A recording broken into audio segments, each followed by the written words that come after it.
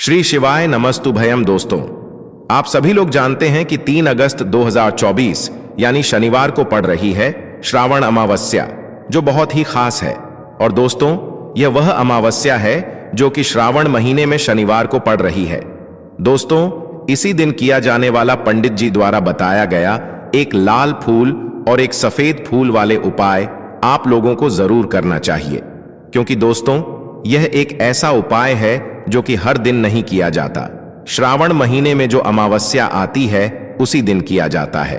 अगर आप लोगों ने इस उपाय को नहीं किया है या किसी कारणवश नहीं कर पाए हो तो इस श्रावण अमावस्या के दिन इस उपाय से मत चूकना। दोस्तों देखिए, यह दिन इतना खास होता है, इतना महत्वपूर्ण होता है।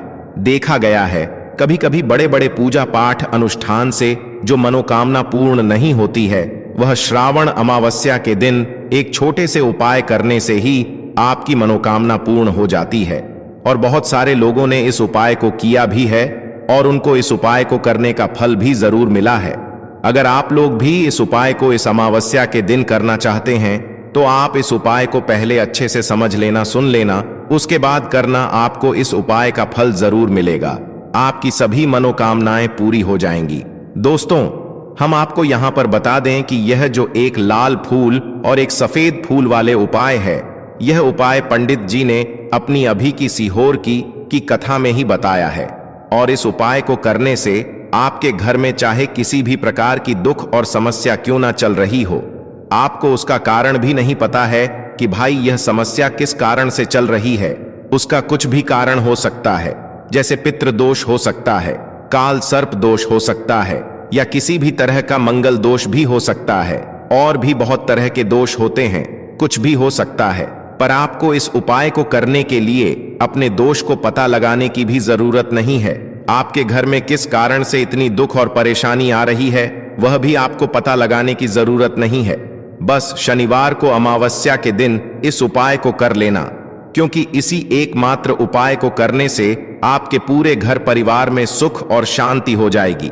आपके घर में अच्छे अच्छे काम होने लगेंगे। आपकी जो भी मनोकामना होगी वह भी धीरे धीरे करके पूर्ण होना शुरू हो जाएंगी। अब हम समझते हैं इस एक लाल फूल और एक सफेद फूल वाले उपाय को आपको करना कैसे है, किसको करना है, किस समय करना है और कैसे करना है। देखो, उपाय बिल्कुल आसान है, बस समझने वाली बात है। ध्यान से समझिए, उसके बाद ही आप लोग जो है इस उपाय को जरूर कीजिएगा। सबसे पहली चीज हम लोग यह समझते हैं कि इस एक लाल फूल और एक सफेद फूल वाले उपाय को इस आने वाली अमावस्या के दिन किसको करना है। तो देखिए, इस उपाय को घर के सभी सदस्यों को करने की बिल्कुल भी जरूरत नहीं है। घर में से कोई एक मुख्य बड़ा सदस्य ही इस उपाय को करेगा तो उस घर परिवार के सभी सदस्यों को इस उपाय को करने का फल मिल जाएगा। पर वह बड़ा सदस्य कौन होगा, कौन व्यक्ति इस उपाय को करेगा, तो यहां पर देखिए हम आपको बता दें। घर की जो बड़ी माताएं बहनें होंगी, घर की बड़ी माताओं बहनों में से कोई भी एक माता बहन इस वाले उपाय को कर सकती है। अपने पूरे घर परिवार के लिए घर में सभी सदस्यों को इस उपाय को करने की जरूरत नहीं है। मात्र घर की जो बड़ी माताएं बहनें हैं, उनमें से कोई भी एक माता बहन इस वाले उपाय को करेगी तो उसके घर परिवार के पूरे सदस्यों को इस उपाय का फल मिलेगा। अगर किसी कारणवश माताएं बहनें घर में उपस्थित ना हो या वह इस उपाय को ना कर रही हो, कुछ दिक्कत हो, तो भाई उस जगह पर फिर घर का कोई बड़ा व्यक्ति भी इस उपाय को कर सकता है। माताओं बहनों के कहने का मतलब यह था कि माताएं बहनें घर की लक्ष्मी होती है। जब घर की लक्ष्मी कोई उपाय करती है तो निश्चित ही भगवान शिव जी बहुत जल्दी प्रसन्न होते हैं और उपाय का फल में बहुत जल्दी और बहुत बड़ा करके भी यहां पर देते हैं। तो आप लोग ये बात समझ गए होंगे। अब हम ये बात समझते हैं कि इस वाले उपाय को हमें करना किस समय है। एक लाल फूल और एक सफेद फूल वाले उपाय को हमें अमावस्या के दिन करना किस समय है। तो देखिए, इस उपाय को करने का जो समय है, सुबह का समय भी है और शाम का समय भी है। अब देखिए, यहां पर हम मुख्य रूप से सुबह का समय नहीं बोलेंगे, क्योंकि देखिए यह जो अमावस्या तिथि है और आप सभी लोग जानते हैं अमावस्या के दिन का प्रदोष काल का मतलब शाम का जो समय होता है ना, इस दिन भगवान शिव जी का सबसे प्रिय दिन होता है। तो आप लोग इस एक लाल फूल, एक सफेद फूल वाले उपाय को सुबह के समय भी कर सकते हो। और शाम के समय प्रदोष काल में भी कर सकते हो।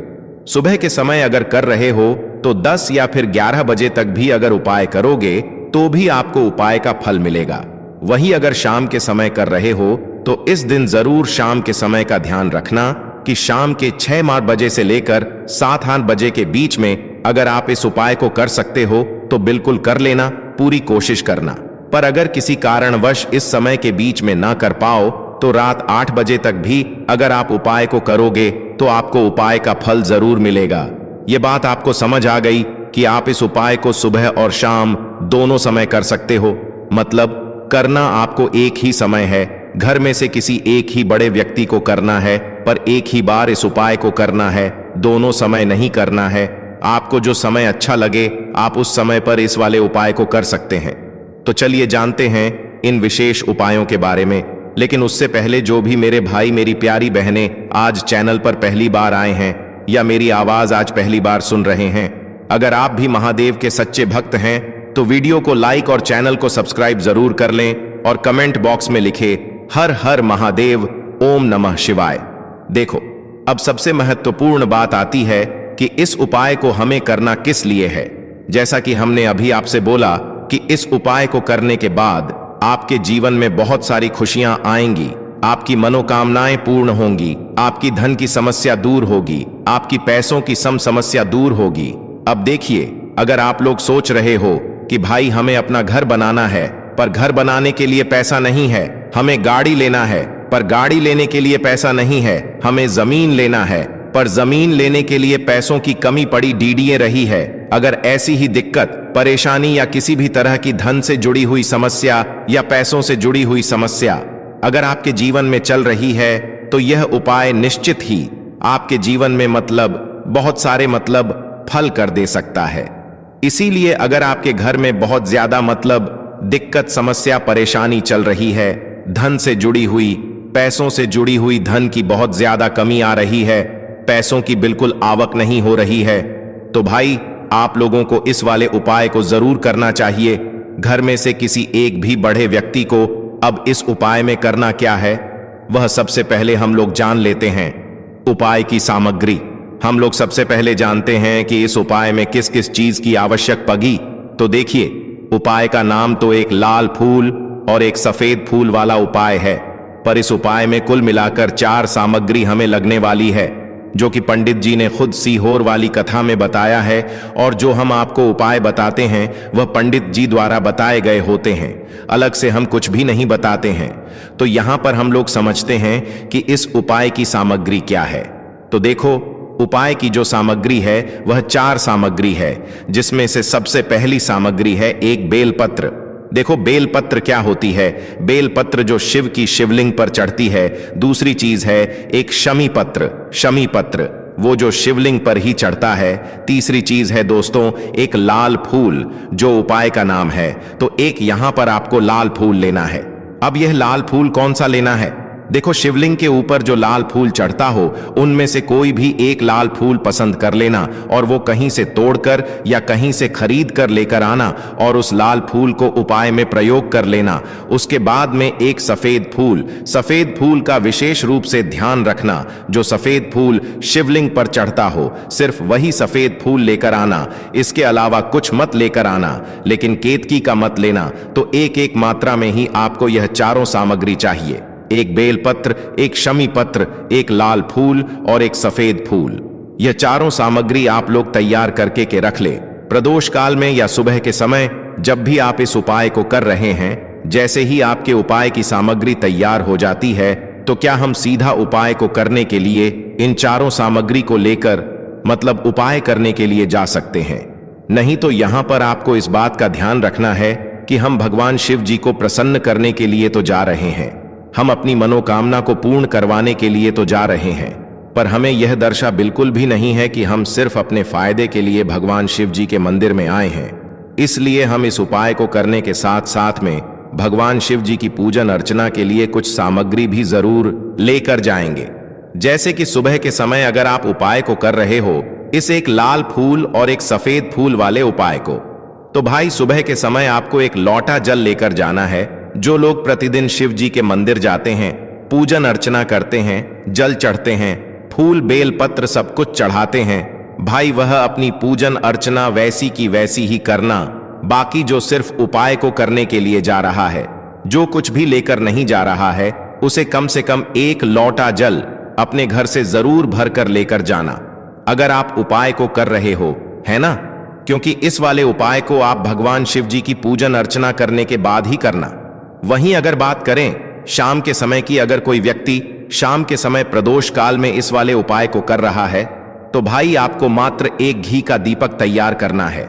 ये बात हम हमेशा बोलते हैं, शाम के समय प्रदोष काल में कोई कर रहे हो ना, तो दीपक का विशेष महत्व होता है। अमावस्या के दिन का प्रदोष काल में जो भी व्यक्ति दीपक जलाता है ना भगवान शिव जी के मंदिर में, भाई उसके जीवन से सारी दुख और परेशानियां भी दूर होती हैं। तो भाई इस दिन दीपक का विशेष रूप से ध्यान रखना आप लोग। अगर आप इस उपाय को शाम के समय प्रदोष काल में कर रहे हो, है नाना, ये जो दीपक आप लोग लोगे ये आटे का लोगे। जो आटा आप घुन दोगे उसके अंदर कुछ भी मत डालना, मात्र साधा आटा लगाकर उसे तैयार कर लेना और एक मीडियम साइज का दीपक तैयार कर लेना। वह दीपक ना ज्यादा छोटा हो ना ज्यादा बड़ा हो, है ना। उसके बाद में दीपक आपका तैयार हो जाए तो इसके अंदर जो बत्ती रखोगे वह गोल बत्ती रखोगे। देखो गोल बत्ती भी दो तरह की होगी, एक बाजार की और एक घर वाली। तो कोशिश करना अपने घर में जो रुई रखी हुई है उस रुई से आप लोग एक गोल बत्ती अपने ही हाथों से बनाओ। उपाय का फल अच्छा मिलता है, भगवान शिव जी जल्दी प्रसन्न होते हैं। जब हम किसी भी उपाय को अपने हाथों से परिश्रम करके तैयार करते हैं तो आपको उस दीपक के अंदर एक गोल बत्ती रख देनी है। इसके अंदर जो चीज आप लोग डालोगे वह डालोगे, लोगे वो डालोगे शुद्ध देसी गाय का घी। इस बात का विशेष रूप से ध्यान रखना, शुद्ध देसी गाय का घी ही डालना है, तेल वगैरह नहीं। आज के दिन तो मत डालना, अमावस्या के दिन, क्योंकि भगवान शिव जी का सबसे प्रिय दिन और प्रिय समय पर हम लोग इस वाले उपाय को कर रहे हैं। तो थोड़ा सा शुद्ध देशी गाय का घी इतना डालना कि वह दीपक कुछ समय तक चल सके। ना बाजार वाला मिलावटी घी डालना, ना भैंस का घी डालना, शुद्ध देसी गाय का घी। आपको ढूंढने में थोड़ी मतलब मेहनत लगेगी और भी मिलेगा, पर गाय के घी से भगवान शिव जी प्रसन्न होते हैं और उसी शुद्ध देशी गाय की घी से घर में बरकत भी बनी रहती है और हमारे घर में सुख शांति भी बनी रहती है। इसलिए इस शुद्ध देशी गाय का घी को अपने घर में हमेशा रखा करो। वह भगवान शिव जी के कार्यों में भी उपयोग में आता है और उपायों में भी हम लोग प्रयोग कर सकते हैं। तो यहां पर आपकी सारी तैयारियां हो चुकी हैं। उपाय को करते समय शुद्धता का विषय रूप से ध्यान रखिएगा। सुबह कर रहे हो तो भाई सुबह तो आपको स्नान करना ही करना है। बाकी शाम को कर रहे हो तो शाम को मात्र हाथ मुंह धोकर भी आप लोग इस वाले उपाय को कर सकते हो। कोई दिक्कत वाली बात नहीं है भाई। उपाय की पूरी सामग्री तैयार करके और पूजन सामग्री लेकर आपको भगवान शिव जी के मंदिर पहुंचना है, जो आपके घर के पास में हो, जहां पर शिवलिंग विराजित हो, शिवालय हो, वहां पर आप लोगों को पहुंचना है। और जैसे ही आप भगवान शिव जी के मंदिर में पहुंचते हो, वहां जाकर उपाय शुरू नहीं करना है। पहले आपको भगवान शिव जी की पूजन अर्चना करना है। पूजन अर्चना कैसे करोगे? सुबह के समय गए हो तो एक लोटा जल वगैरह जो भी पूजन सामग्री लेकर गए हो, उससे पहले पूजन सामग्री आप लोग मतलब पूजन भगवान शिव जी की कर लो। जो व्यक्ति सिर्फ एक लोटा जल लेकर गए हैं, वो शिव जी की शिवलिंग पर मात्र एक लोटा जल एक धारा से धीरे धीरे करके चढ़ लो, है ना। अपनी पूजन अर्चना आप लोग जो है पूरी कर लो पहले। उसी के बाद अगर आप शाम के समय कर रहे हो तो पहले जाकर बैठना है भगवान शिव जी के शिवलिंग के पास में। आप जो दीपक तैयार करके लेकर आए हो उस दीपक को पहले जलाना है। ये जो दीपक आप लोग जलाओ गाना, ये किसी और की माचिस से मत जलाना। अपनी ही माचिस अपने ही घर से लेकर आना और इस दीपक को अपने ही माचिस से जलाना। अगर आपने मंदिर की माचिस या किसी और की माचिस ले ली, इस उपाय को करने में इस उपाय का फल उस व्यक्ति को भी थोड़ा बहुत मिल जाएगा। इस बात का ध्यान रखना। अपने घर से अपनी ही माचिस लेकर जाना और इस दीपक को जलाना। दीपक को जलाने के बाद भगवान शिव जी की शिवलिंग के पास में रख देना। शिवलिंग के इतना पास में मत रखना कि भगवान शिव जी को आंच लगे, थोड़ी सी दूरी बनाकर ही जो है इस दीपक को शिवलिंग के पास में आप लोग रख दीजिएगा। अब जैसे ही आपकी पूजन अर्चना हो जाती है, भगवान शिव जी के शिवलिंग के सामने या आसपास कहीं पर भी बैठ जाइए उपाय को करने के लिए। और उपाय को करने से पहले आप लोग अपनी वह चारों पूजन सामग्री निकाल लीजिए। उपाय की जो सामग्री है वो निकाल लीजिए और भगवान शिव जी के शिवलिंग के ऊपर एक माता अशोक सुंदरी जी का स्थान देख लीजिए। माता अशोक सुंदर जी का जो स्थान होता है वो जलाधारी के ऊपर होता है, जलाधारी के बिल्कुल बीचों बीच में होता है। आप लोगों ने देखा भी होगा शिवलिंग की जलाधारी होती है। जलाधारी के बिल्कुल बीचों बीच का जो स्थान होगा वो माता अशोक सुंदर जी का स्थान होगा, क्योंकि यहीं पर हमें ये जो है उपाय को करना है। सबसे पहली चीज अब हम उपाय को करना शुरू करते हैं। आप सबसे पहले अपनी एक बेलपत्र उठा लो। एक बेलपत्र को आपको माता अशोक सुंदरी जी वाले स्थान पर सबसे पहले समर्पित करना है। बेलपत्र की डंडी का मुख होगा जलाधारी की तरफ, जहां से जल बहता है और नीचे गिरता है, और बीच वाली बड्डी पत्ती का मुख मतलब शिवलिंग की तरफ होगा। इस तरीके से आपको इस बेलपत्र को माता अशोक सुंदरी जी वाले स्थान पर समर्पित कर देना है। उसके बाद में अपनी एक शम पत्र उठा लो जो आप उपाय के लिए लेकर आए हुए हो। शम पत्र को उठाकर शमी पत्र की भी जो डंडी का भाग होगा वह जलाधारी की तरफ करके, जहां से जल बहता है नीचे गिरता है उस तरफ करके, और पत्ती वाला भाग शिवलिंग की तरफ करके इस शमी पत्र को भी उस बेल पत्र के ऊपर आपको समर्पित कर देना है। समर्पित करने के बाद अब आप ले लो अपना एक लाल फूल जो आप उपाय को करने के लिए लेकर आए हुए हो। इस लाल फूल का जो खिला हुआ भाग होगा, चाहे वह गुलाब का फूल हो, चाहे कोई सा फूल जो शिवलिंग पर चढ़ता हो, भाई उस फूल का जो खिला हुआ भाग होगा वह शिवलिंग की तरफ होगा। बाकी जो पीछे का भाग होगा फूल का वो जलाधारी की तरफ, जहां से जल बहता है नीचे गिरता है उस तरफ होगा। और आखिरी में आपका जो एक सफेद फूल बचा हुआ है, इस सफेद फूल को भी आपको लेना है और सफेद फूल का जो खिला हुआ भाग होगा वो शिवलिंग की तरफ होगा, जहां पर शिवलिंग रखा हुआ है उस तरफ होगा, और डंडी का भाग जलाधारी के पीछे की तरफ हो जाएगा, मतलब जो जहां से जल बहता है और नीचे गिरता है। जब आप लोग एक बेलपत्र, एक शमी पत्र और एक लाल फूल, एक सफेद फूल चढ़ा रहे हो, तो उस समय आप लोगों को कांता भगवान या कांता चक्र का नाम लेते हुए ही जो है इस उपाय को करना है, और भगवान शिव जी और नारायण जी का स्मरण करते हुए ही इस उपाय को आपको करना है। तो जब भी आप एक बेलपत्र, एक शमी पत्र, एक लाल फूल और एक कमी हो रही है, जो भी दुख और समस्या परेशानी चल रही हो, आपको अपनी वह दुख और परेशानी जो है भगवान शिव जी से उपाय को पूरा करने के बाद वहीं पर पास में बैठकर बोल देना है। हाथ जोड़ के आंखें बंद करके अपनी परेशानी और श्री शिवाय नमस्तुभयम का जाप करना है।